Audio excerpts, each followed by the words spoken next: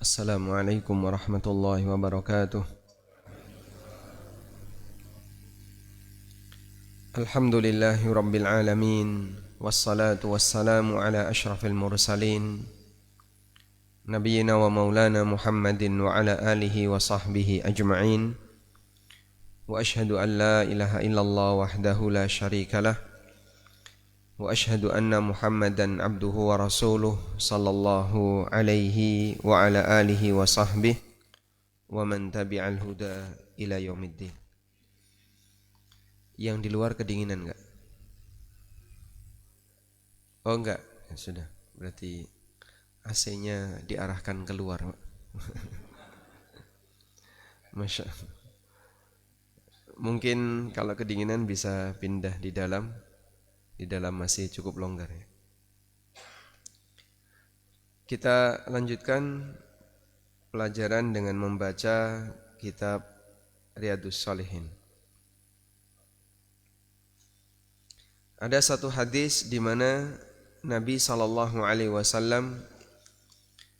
menyebutkan 7 larangan dan 7 perintah. Wa an Abi Umarah Al-Barra bin Azib radhiyallahu anhuma qala amarna Rasulullah sallallahu alaihi wasallam bi sab'in wa nahana an sab'in.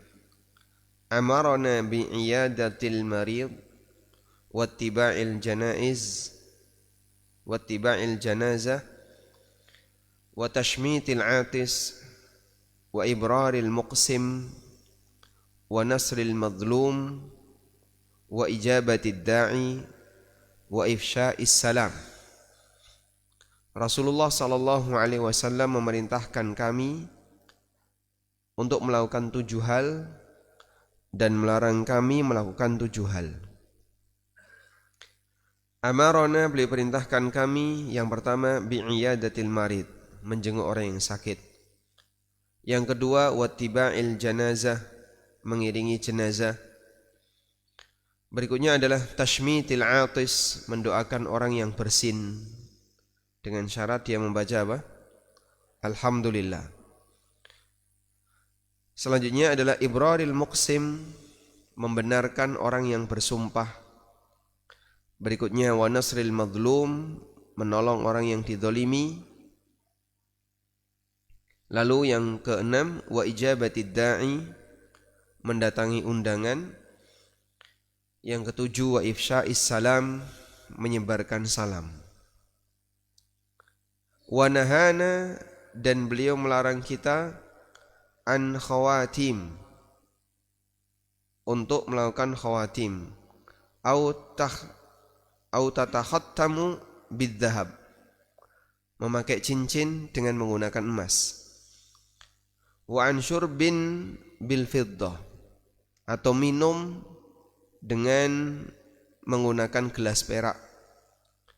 Wa anil mayathiril humri, dan beliau melarang al mayathir, yaitu menjadikan kain sutra sebagai pakaian. Wa anil qasi, beliau juga melarang kain al-qasi. Wa an lubsil hariri wal istibrak wal dibaj, beliau melarang menggunakan sutra, istabrak dan dibaj. Muttafaqun alaih, hadis riwayat Bukhari Muslim. Wa fi riwayatin wa insya'id dhallah wa insyadid dhallah, dan beliau melarang mengumumkan barang yang hilang. Fis sab'il awal, untuk 7 yang pertama. Baik. Sekarang kita coba membaca keterangan dari An-Nawawi. An-Nawawi mengatakan al-mayathir dengan ya musannah qabla al-alif, dengan ya yang titiknya 2 sebelum alif. Jadi dulu memberikan keterangan huruf itu seperti ini ya. Karena kalau titiknya 1 kan ba. Kemudian tha musallatsah ba'daha, lalu tha titiknya 3 setelahnya. Ini merupakan bentuk jamak dari kata maitharah, yang artinya syai'un yuttakhadhu min haririn, wa yuhsha qutnan au ghairahu, sesuatu yutakhadhu min haririn, yang dibuat dengan bahan sutra dan dicampur dengan cotton, kain katun atau yang lainnya. Wa yuj'alu fis sarji wa kuzil ba'ir yajlisu alaihi raqib, kemudian ditaruh di taplak yang dipakai sebagai sandaran atau sebagai alas untuk hewan sebelum ditunggangi. Di atas kuda, di atas punggung unta atau di atas punggung kuda ditaruh taplak itu, lalu dikasih pelana untuk ditunggangi. Al-qasi wa hiya thiyabun tunsaj min haririn wa katanin muhtalatin, kain yang dibuat dipintal dari sutra, katun dicampur. Insyadud dhallah ay ta'rifuha. Insyadud dhallah maksudnya adalah mengumumkan barang hilang. Baik. Dalam hadis ini Nabi SAW mengajarkan kita 7 adab, dan beliau melarang kita 7 hal yang tidak boleh dikenakan oleh kaum lelaki. 7 adab yang beliau perintahkan, pertama adalah menjenguk orang yang sakit. Ada pekerjaan di mana orang itu akan selalu bisa menjenguk orang sakit. Siapa Pak? Dokter, perawat, dan mereka yang kerja di rumah sakit. Dan menjenguk orang sakit memiliki keutamaan yang banyak sekali, dan rata-rata adalah keutamaan yang besar. Kalau misalnya kita baca hadisnya, saya tulis di sini fadail iyadatil marid, keutamaan menjenguk orang yang sakit.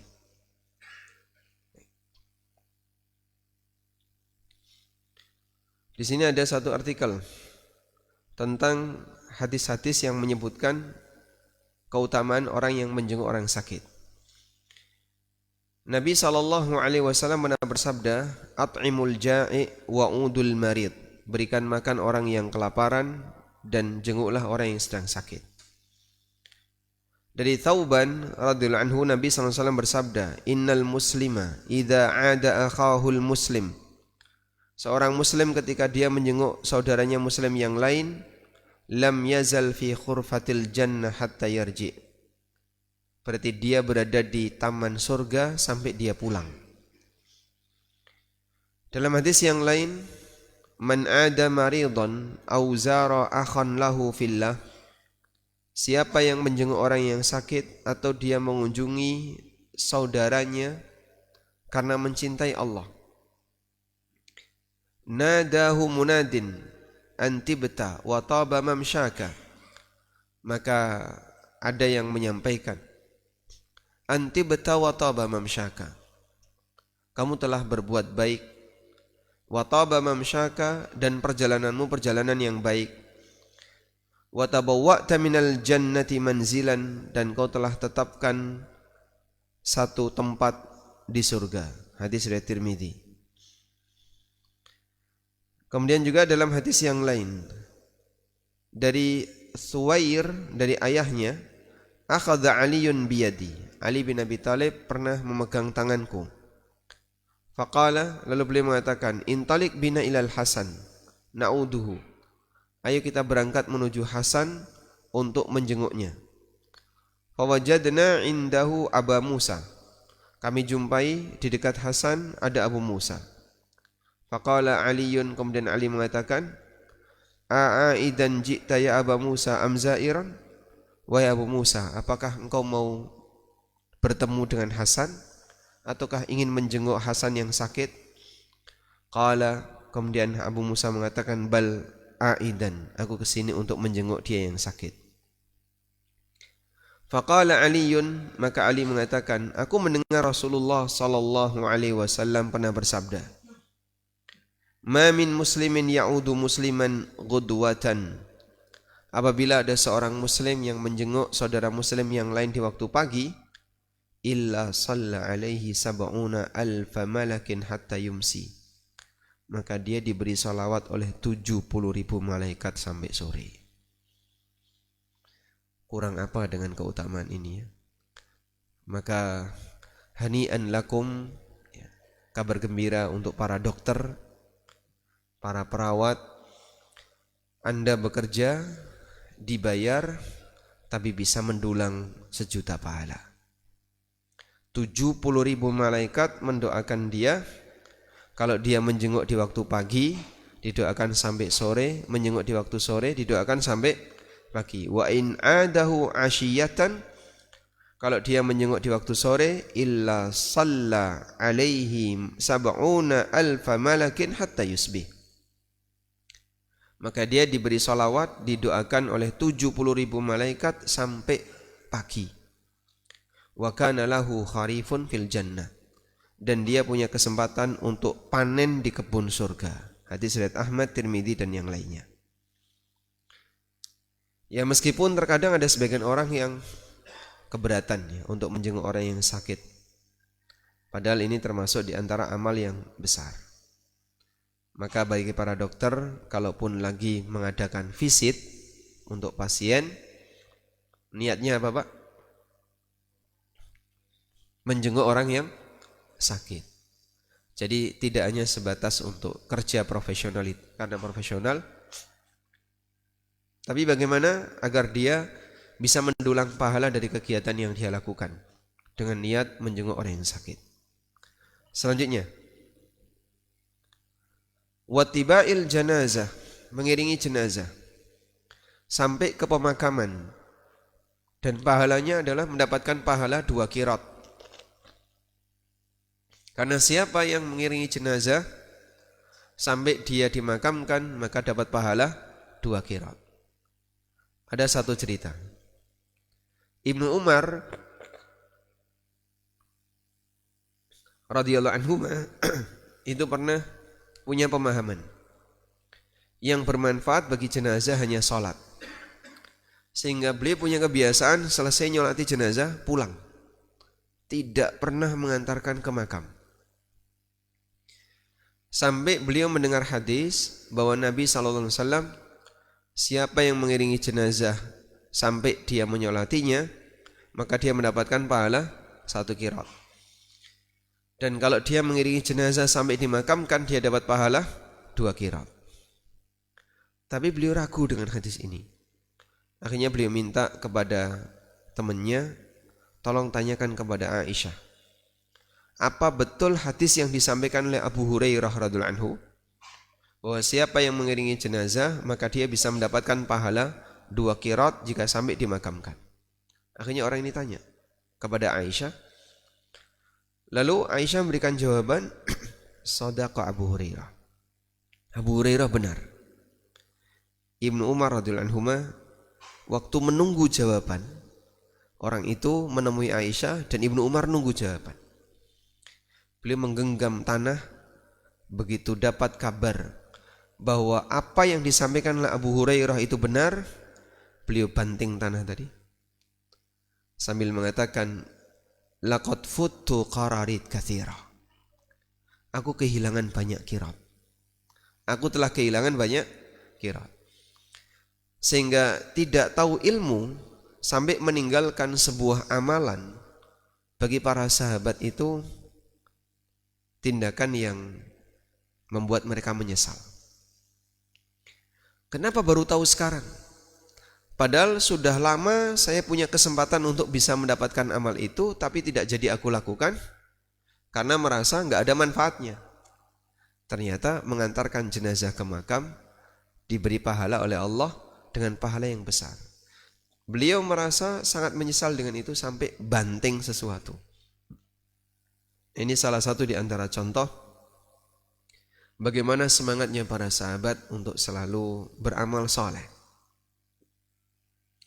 Selanjutnya adalah tashmitul atish, mendoakan orang yang bersin dengan syarat dia membaca apa? Alhamdulillah. Karena itu kalau ada orang yang bersin dan dia tidak membaca hamdalah, maka kita dianjurkan untuk mengingatkan. Kalau bersin baca apa? Alhamdulillah. Lalu kita mendoakan yarhamukallah. Kemudian nanti dia membalas yahdikumullah wa yuslih balakum.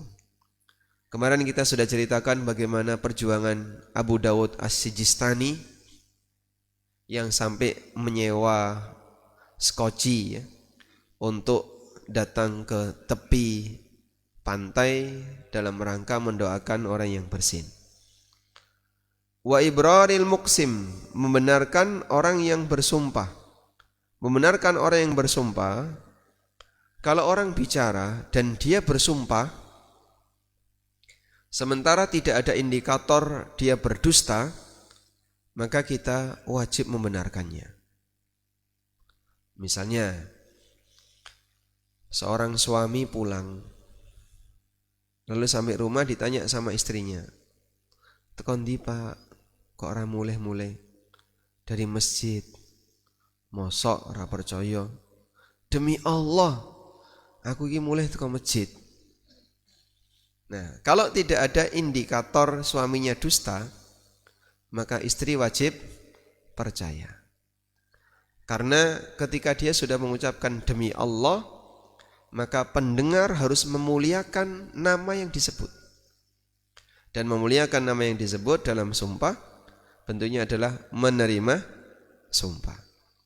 Kecuali kalau ada indikator bohong. "Tekon ndi Pak? Masjid." Padahal nggo pancing. Ada masjid kok nggo pancing? Ya? Bar mancing aku ning masjid kok. Bar mancing ning masjid wisuh Pak ya. Cuci tangan, cuci kaki baru pulang. Ada satu riwayat. Nabi Isa alaihissalam itu pernah memergoki orang mengambil barang orang lain. Lalu Nabi Isa mengatakan, "Ya sarik, wahai pencuri." Orang itu langsung mengatakan, "Wallahi, demi Allah, ini bukan mencuri, ini barangku. Aku tidak mencuri, ini barangku." Lalu beliau mengatakan, "Sadaqallah wa kadzabtu aini." Allah maha benar dan aku dustakan mataku. Walaupun itu lihat di depan mata beliau alaihissalam. Orang ini mengambil sesuatu, tapi kemudian dia ketika dituduh, "Wahai mencuri, kau mencuri." Dia langsung bilang, "Demi Allah aku tidak mencuri. Aku mengambil barangku." Ya, karena kan di bagian itu beliau tidak tahu. Maka beliau langsung mengatakan, "Allah benar dan aku mendustakan mataku." Nah, inilah contoh membenarkan orang yang bersumpah. Datangkan 30 Al-Quran, aku akan bersumpah kalau aku tidak korupsi. Misalnya ya. Kok ternyata pagi harinya tetap diciduk KPK, berarti kemarin itu pernyataannya sengaja berdusta. Aku siap digantung di Monas kalau ternyata aku tidak korupsi. Demi Allah. Kalau pakai sumpah-sumpah seperti ini, tapi sumpah hanya sumpah palsu, ini namanya al-yamin al-ghamus. Sumpah palsu yang sengaja berdusta. Dia membela dirinya dengan cara bersembunyi di balik sumpah. Dan banyak sekali orang yang meremehkan sumpah seperti ini. Padahal jamaah, Allah Subhanahu wa taala memberikan kita peringatan tentang bagaimana pentingnya menjaga sumpah. Allah Ta'ala berfirman, "Wahfadhu aimanakum." Wahfadhu aimanakum. Wahfadhu. Jagalah sumpah kalian. Di surat Al-Maidah ayat 89 Allah Ta'ala mengatakan, "La yu'akhidhukumullahu billaghwi fi aimanikum walakin yu'akhidhukum bima aqadtumul aiman fakaffaratuhu," sampai akhir. Lalu di bagian akhir Bapak lihat dua baris dari bawah, "Dzalika kaffaratu aimanikum idza halaftum wahfadhu aimanakum." Jagalah sumpah kalian. menjaga sumpah itu maknanya apa? Allah perintahkan kita untuk menjaga sumpah. Jagalah sumpah kalian. Menjaga sumpah maknanya adalah jangan mudah bersumpah. Sehingga kalau sekiranya tidak terlalu penting untuk bersumpah ya jangan bersumpah. Pak, wis madang durung? Wis, demi Allah aku wis mangan. Wah, Arab ngomong wis mangan kok demi Allah. Ini terlalu berlebihan. Sehingga kadang ada orang yang dia ingin memastikan kebenaran ucapannya dan dia gampang bersumpah. Padahal Allah Subhanahu wa taala memberikan kita arahan, jaga sumpah. Artinya jangan gampang bersumpah. Nama Allah itu mulia. Maka nama Allah yang demikian mulia jangan disikapi dengan remeh, gampang disebut dalam sumpah. Dan termasuk juga ya, mohon maaf mungkin kita jangan mudah menuliskan nama Allah di benda-benda yang terpisah. Di kertas tulisi bismillah. Atau apalagi tulisi bismillah. Karena nanti ini akan mungkin gak bisa dirawat dengan baik, sehingga terlantar lalu masuk sampah. Dan itu cukup banyak. Undangan RT. Bismillahirrahmanirrahim. Assalamualaikum warahmatullahi wabarakatuh. Setengah lembar A4. Iya Pak. Lalu disebar. Ada yang ketika naruh di bawah pintu. Dilebokno ning ngisore pintu. Ya alhamdulillah enggak sampai dibanting kayak koran ya. Kalau koran kan loper koran tuh diapain, Pak? Diuncalke. Diuncalke. Tidak ada karya tulis yang lebih hina di dunia ini melebihi koran, Pak. Bal diuncalke, diwaca sedilut, dienggo alas. Ana sing nggo bungkus. Sehingga karya tulis yang paling hina di alam ini adalah koran. Ya bukan dalam rangka mengkritik penulisnya ya. Tapi enggak tahu kita, orang menyikapi koran itu dihinakan. Makanya ada yang mengusulkan kalau di koran itu diisi rubrik artikel Islami gimana Pak? Saya usul jangan. Koran itu dihinakan sama orang. Ada yang diinjak, ada yang dijadikan alas. Apalagi kalau sholat Id, koran ditaruh mana Pak? Di bawah sajadah. Habis dipakai untuk alas ketika sholat, ditinggal berserakan di mana-mana. Kadang ketika dikumpulkan, ya disaponi, ana sing diidak-idak. Nah kalau di situ ada rubrik fatwa misalnya, ada rubrik artikel agama, yang baca belum tentu ada, tapi nama Allah, kalimat-kalimat thayyibah di situ mungkin akan dihinakan. Bahkan ada kutipan Al-Quran misalnya. Karena itu jangan mudah menuliskan sesuatu bismillah kalau sekiranya benda seperti ini nantinya akan dihinakan. Kertas di akikoh, nggih. Akikoh dikasih apa Pak? Kertas. Nanti kan ditaruh di mana? Di atas kardus. Ini habis ditaruh di atas kardus kena minyak, gitu. Karena di situ ada tahu bacem atau telur sambal goreng ati. Nah, nek wis kena minyak seperti ini, orang cenderungnya ya langsung dikuras-kuras masuk sampah. Padahal ada alhamdulillah telah lahir anak kami yang ketiga dari istri yang pertama. Anak ketiga istri pertama ya ora nyambung ya. Nah, ketika terjadi seperti itu nanti akan menghinakan nama Allah. Karena enggak semua orang mau merawatnya. Makanya yang akikah cukup dikasih info saja. Ini anak saya, akikah untuk anak saya yang kesekian. Dah, sebutkan namanya, selesai. Dan bila perlu untuk doa, semoga Allah menjadikannya. Nanti menyebut nama Allah ya. Itu digantikan saja dengan WA. Jadi tidak sampai dihinakan dalam bentuk kertas. Yang kedua, jika sudah bersumpah maka dijaga. Jangan mudah bersumpah, tapi kalau sudah terlanjur bersumpah ya dijaga, jangan gampang dibatalkan. Yang ketiga, jika sudah batal bayar kafarah. Demikianlah bentuk menjaga sumpah. Membatalkan sumpah boleh enggak? Membatalkan sumpah boleh enggak? Boleh, bahkan ada yang wajib. Allah perintahkan kepada Nabi Muhammad SAW untuk membatalkan sumpah. Ya ayuhan nabi lima tuharrimu ma ahallallahu lak tabtaghi mardata azwajik.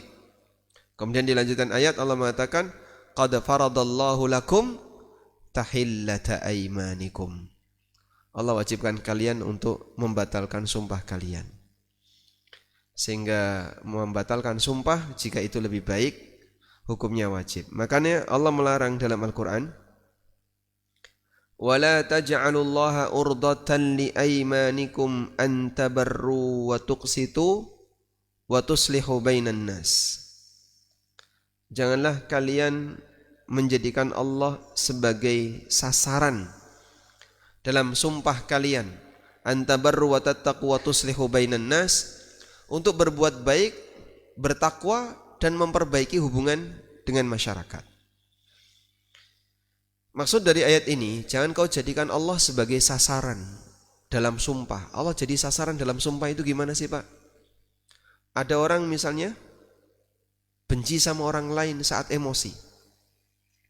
Saat dia emosi, dia lagi gak senang sama orang. Langsung ngomong, demi Allah, aku ora bakalan mlebu omamu, ora bakalan tak sopo. Dadi ya godhong ora tak soek. Dadi ya banyu ora tak cawuk. Kau jadi apapun aku enggak bakalan nyenggol kamu. Tapi diiringi dengan sumpah, demi Allah. Nah, satu ketika suasana ketegangan itu sudah selesai. Wes apian, ya. Lalu temannya tadi mengadakan hajatan. Ngundang dia. Aku wis kadung sumpah ki, ora bakalan mlebu omamu, hajatane ning jero kok. Ya wis engko sampeyan ning njaba dhewean. Nah, yang seperti ini gimana, Pak? Jangan kau jadikan jangan kau jadikan Allah sebagai sasaran sumpahmu, sehingga batalkan sumpahmu. Karena pernyataan aku wis kadung bersumpah, saya sudah terlanjur bersumpah menyebut nama Allah, akhirnya nama Allah yang jadi sasaran. Sehingga kalau tujuannya untuk kebaikan, tujuannya untuk takwa, batalkan sumpah itu. Baik. Dan nanti wajib bayar kafarah. Kafarahnya di surat Al-Maidah tadi ya. Apa pilihannya? Membebaskan budak, memberi makan 10 orang miskin, memberi pakaian 10 orang miskin dengan standar yang bisa menutupi aurat. Dan ini sifatnya pilihan. Kalau zaman sekarang yang paling gampang ya memberi makan 10 orang miskin. Kalau 3 ini tidak bisa, baru puasa 3 hari, dan pendapat jumhur tidak harus berturut-turut. Yang penting puasa 3 hari. Nah, selanjutnya, membenarkan sumpah tadi bentuknya adalah dalam rangka untuk menghargai dan memuliakan nama Allah yang disebutkan dalam sumpah. Selanjutnya, wa nasril madlum. Nabi SAW perintahkan kita untuk menolong orang yang didolimi. Tidak mau menolong itu namanya khidlan. Tidak mau nolong namanya apa? Khidlan. Tidak mau nolong namanya khidlan. Dan Nabi SAW mengatakan, al-muslim akhul muslim, la yadlimuhu wa la yakhdhuluhu. Muslim dengan muslim yang lain itu bersaudara. Beliau melarang wala yakhdhuluhu. Jangan biarkan muslim yang lain dalam kondisi terdolimi. Ya, ini contohnya ya. Al-muslim akhul muslim. Muslim itu saudaranya muslim yang lain. La yakhunuhu wa la yakdzibuhu. Jangan dikhianati, jangan berdusta di hadapannya. Wa la yakhdhuluhu, dan jangan membiarkan dia melarat dan celaka. Maka kalau ada di jalan orang kecelakaan, apa yang harus Bapak lakukan? A. Bodoh amat. B. Nonton. C. Nolong. Ya? Apa yang Anda lakukan? Nonton. Nolong atau nonton? Kenyataannya banyak yang mana? Nolong apa nonton? Selfie. Selfie backgroundnya kecelakaan. Sehingga saat terjadi kecelakaan, kadang Anda takut ya. Nanti kalau nolong malah dimintai keterangan sama petugas, Pak. Suruh jadi saksi, repot. Akhirnya nggak mau nolong. Pernah nggak kita dapat doktrin kayak gitu, Pak? Ada ya? Jadi masyarakat Indonesia punya doktrin, nolong orang kecelakaan itu nanti takut di BAP sama polisi. Padahal kan di BAP enggak, Pak? Enggak ya? Jadi saksi ya, kalau ada kasusnya berat nanti dimintai jadi saksi. Terus kita enggak mau, akhirnya pada menghindar. Ada salah satu jamaah mungkin, beliau pas tadi malam beliau datang kajian. Itu pernah cerita pengalamannya. Kecelakaan malam hari. Enggak ada satupun orang yang mau nolong, Pak. Cuman lewat, dilihatin lewat. Padahal beliau enggak bisa bergerak waktu itu. Ya masih sadar, bisa ngelihat orang, tapi nggak bisa bergerak karena patah tulang. Nggak ada satupun yang mau nolong sampai ada pendeta gitu. Pendeta Nasrani mau nolong dia, kemudian diantarkan ke rumah sakit. Ya, alhamdulillah beliau tidak sampai pindah agama. Ya. Cuman beliau cerita ketika itu nggak ada orang yang berani, sampai ada tokoh agama yang berani nolong. Ya kita menghargai dan mengapresiasi amal soleh dan amal baik walaupun dia non muslim ya, tidak diterima dari sisi karena dia tidak beriman, tapi amal baik dari siapapun layak diberi apresiasi. Yaitu karena tadi Pak, doktrin kalau nolong nanti di BAP, padahal sebenarnya bukan BAP ya, dimintai saksi sama petugas dan dia nggak pingin yang kayak gitu, akhirnya malah nggak jadi nolong. Baik, beranikan diri untuk membantu dan ini sifatnya fardu kifayah. Kalau sudah banyak yang membantu, memang tidak harus membantu, tidak harus nolong. Tapi kalau tidak ada, fardu kifayah bagi siapapun untuk menolongnya. Wa ijabatid da'i, dan mendatangi, memenuhi undangan. Memenuhi undangan ada yang sifatnya wajib, ada yang sifatnya tidak wajib. Kemarin sudah kita sebutkan. Yang statusnya wajib adalah undangan walimah nikah. Wa ifsa'is salam. Selanjutnya walimah nikah, undangan walimah nikah ini berarti pasca akad. Kalau sebelum akad berarti bukan undangan walimah nikah. Midodaren itu kapan? Menjelang akad, malamnya ya. Dan banyak di masyarakat kita yang undangannya itu pra dan pasca. Yang pra enggak wajib, yang pasca wajib. Makanya ibu-ibu kalau nyumbang datangnya sebaiknya setelah akad. Ya budaya kita kan kadang sebelum juga sudah datang ya. Tapi yang tepat apa? Setelah akad. Selanjutnya wa ifsya'is salam, dan menyebarkan salam. Dan Nabi SAW mengajarkan kepada kita agar menyampaikan salam ala man arafta wa man lam ta'rif.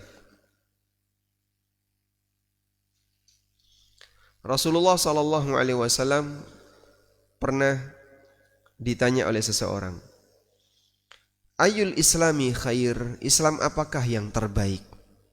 Kalau saya pengen jadi muslim yang terbaik itu gimana caranya? Qala, jawab beliau, tut'imut ta'am, kau kasih makanan.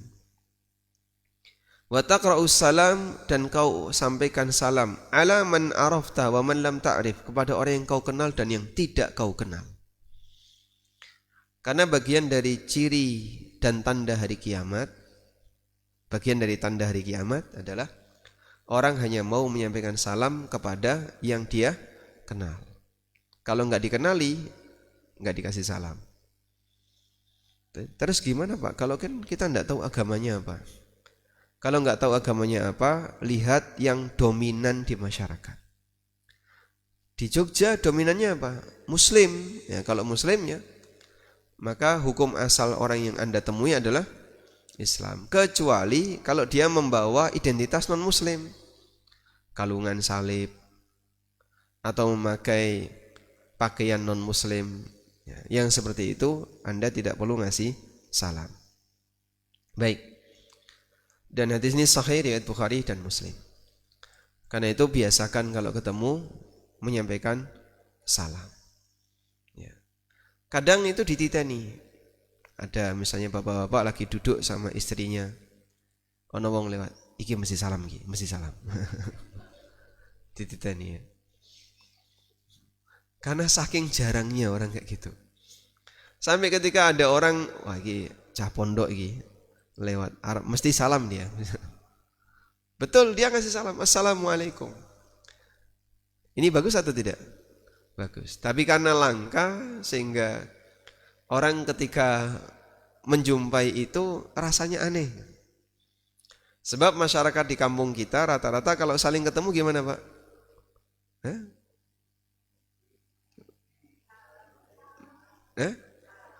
Salam.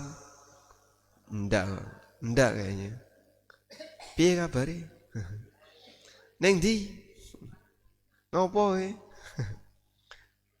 Jadi mungkin ada pertanyaan tapi bukan salam. Nah, coba kita biasakan kayak gitu ya. Ya alhamdulillah kalau di daerah perumahan atau masyarakat yang sudah teredukasi, salam itu hal yang biasa. Tapi di daerah-daerah yang lain, ya kayak di kerajaan lah, ngasih salam itu asing. Sampai ya saya dititeni, ditandai, lewat mesti salam. Sampai ada ibu-ibu ya, lagi ngumpul bareng. Banyak yang nggak pakai jilbab. Begitu lewat, ono pami, peleper.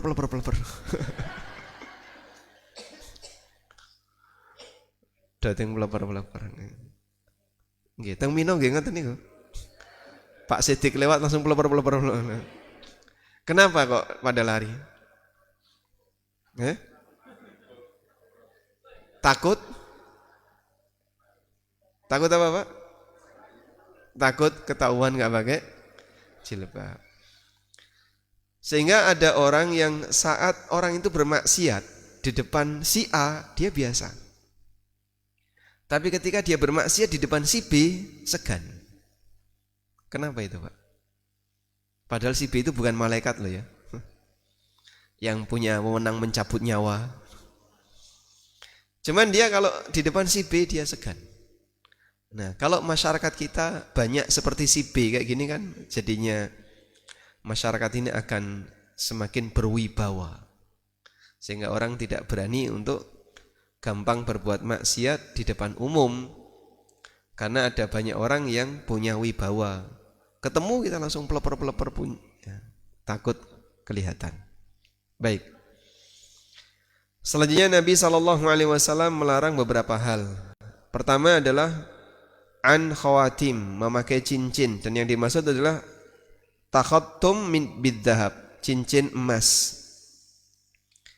Bagi laki-laki haram hukumnya memakai cincin emas. Semua perhiasan emas bagi laki-laki haram. Kalung emas haram bagi laki-laki. Dan ini halal bagi perempuan. Pernah satu ketika ada seorang sahabat memakai cincin emas. Tangannya langsung dipegang oleh Nabi SAW. Cincin emasnya ditarik oleh beliau, dibanting sama Rasulullah SAW. Ya'midu ahadukum bijamratin minan nar. Ada orang yang sengaja menggenggam bara neraka.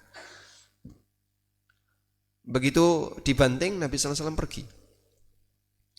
Sahabat tadi cuma bengong berdiri di situ. Ada sahabat yang lain yang menghampiri. Ambil cincin itu, kasihkan ke istrimu.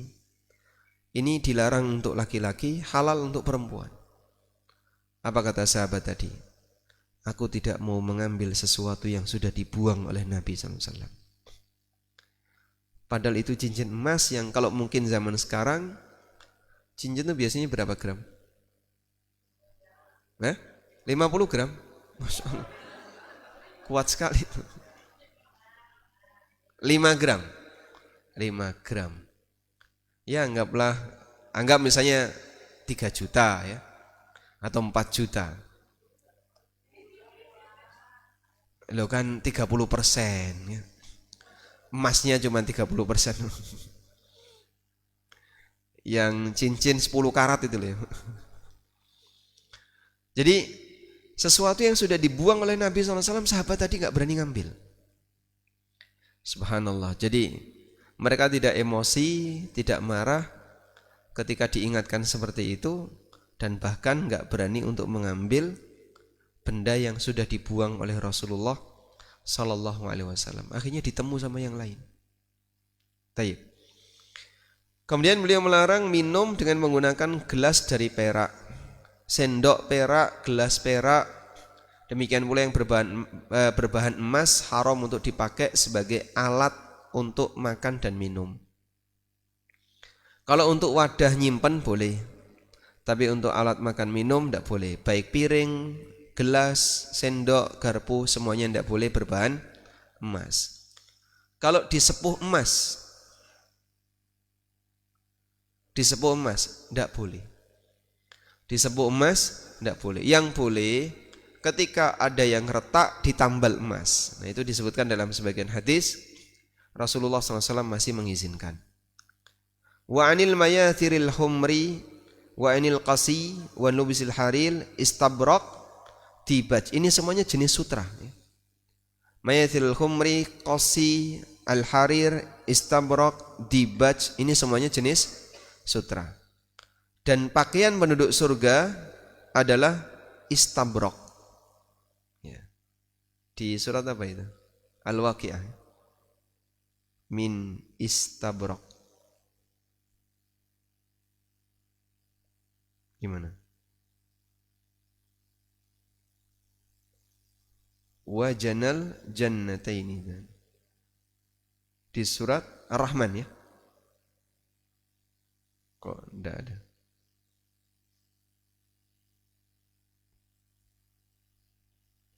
Nah, coba kita lihat. Ini muttaqiina ala furusin batainuha min istabrak wa janal jannataini dan. Mereka bersandar dengan alas furush. Batainuha min istabrak, bagian dalamnya itu dari sutra. Sehingga tikernya itu sutra. Kemudian di ayat yang lain wahullu min asawir. Mereka dibeli pakaian dari asawir, dari sutra. Itulah pakaiannya penduduk surga. Maka haram dipakai lelaki di dunia, halal besok di surga. Selanjutnya, semua bentuk sutra seperti ini, ada yang namanya dibaj, ada yang namanya istabrak, ada yang namanya harir, qasi, mayathir, apapun itu. Ketika dipakai sebagai pakaian atau dipakai sebagai alas, hukumnya terlarang. Bagi wanita boleh, lelaki tidak boleh. Dan Nabi SAW mengatakan, hadza libasu man la khalaqa lahu yaumal qiyamah. Ini adalah pakaian yang digunakan oleh orang yang tidak punya jatah di hari kiamat, maksudnya adalah orang kafir. Maka muslim terlarang keras menggunakan itu. Wallahu a'lam. Walhamdulillahirabbil alamin. Sudah selesai untuk bab ini. Cukup panjang ini ya bab ini. Kalau kita lihat ada puluhan hadis. Nah, tadi ada pengumuman kehilangan. Apa yang dimaksud pengumuman kehilangan? Mengumumkan barang hilang di masjid. Wa insyadid dhalah, mengumumkan barang hilang di masjid, ini hukumnya dilarang. Kalau di luar masjid ya silahkan. Karena Nabi SAW pernah melihat ada orang yang ngumumin barang hilang di masjid. Dia masuk masjid terus tanya, siapa di antara kalian yang nemukan onta saya? Warnanya kayak gini. Ontanya kabur. Kemudian Nabi SAW mendoakan keburukan. Semoga enggak ketemu selamanya. Fa innal masjida la yubna li hadza, karena masjid tidak dibangun untuk tujuan ini. Sehingga tidak boleh mengumumkan barang hilang di masjid. Baik. Lalu kalau mau membuat lost and found, caranya gimana, Pak? Bolehlah ditaruh lemari, etalase di depan, taruh di situ, terus dikunci. Siapa yang merasa ketinggalan barang ini, silakan hubungi nomor sekian. Di Masjidil Haram itu ada tempat lost and found. HP, sandal, jam tangan dan seterusnya. Walhamdulillah, Pak, walaupun jumlahnya banyak, itu banyak jamaah yang berhasil menemukan. Jadi pas lagi bersih-bersih, kan tukang kebersihan kadang tiba-tiba datang, orang belum persiapan, dia sudah bersihin. Akhirnya HP-nya ketinggalan, tas ketinggalan. Udah biarin aja, itu nggak hilang tuh. Nanti langsung diamankan, ditaruh di lost and found. Tinggal datang ke sana, tidak perlu bawa surat bukti apapun. Nanti diminta untuk nyari, mana barangmu, silakan cari. Dan alhamdulillah, tidak ada yang datang ke sana ngaku barangnya. Ya, semangat takwa di sana terjaga. Walhamdulillah. Itu kalau di Mino ya beda cerita ya. Baik, mungkin itu yang bisa kita sampaikan. Ada yang mau disampaikan? Cukup? Baru 5. Jumlahnya 7. 7 atau 5? 7. Karena di depan Al-Barra bin Azib mengatakan wa nahana an sab'in, beliau melarang kami melakukan 7 hal. Coba dihitung ya. Yang perintah sudah 7 ya. Yang larangan, coba kita hitung ya. Memakai cincin emas, gelas perak, mayathir, qasi, harir, istabrok, dibaj. 7. Karena satu-satu ini ya dipisahkan ya. Sehingga tidak kemudian aneka jenis sutra dihitung 1, enggak. Tapi beliau ngasih rincian, mayathir, qasi, lubsul harir. Ini dihitung 1. Insyadud dhalah, ya mungkin ada salah satu digabung gitu aja ya. Jadi malah 8. Dengan insyadud dhalah, mengumumkan barang hilang di masjid yang dilarang oleh Nabi SAW. Wallahu a'lam. Baik. Kota infak hilang itu enggak diumumkan di masjid, karena kan malingnya enggak ada di masjid. Ya mungkin dicek di CCTV. Mungkin yang seperti ini ya, kunci hilang ya. Siapa yang nemukan kunci saya? Saya kehilangan kunci, kehilangan dompet di masjid, kacamata dan seterusnya. Nah yang kayak gitu jangan di masjid. Sebagaimana tidak boleh jualan di masjid, tidak boleh ngumumin barang hilang di masjid. Nah, kalau transaksi di luar masjid, gimana Pak? Kehilangan anak karena anaknya ketelingsot.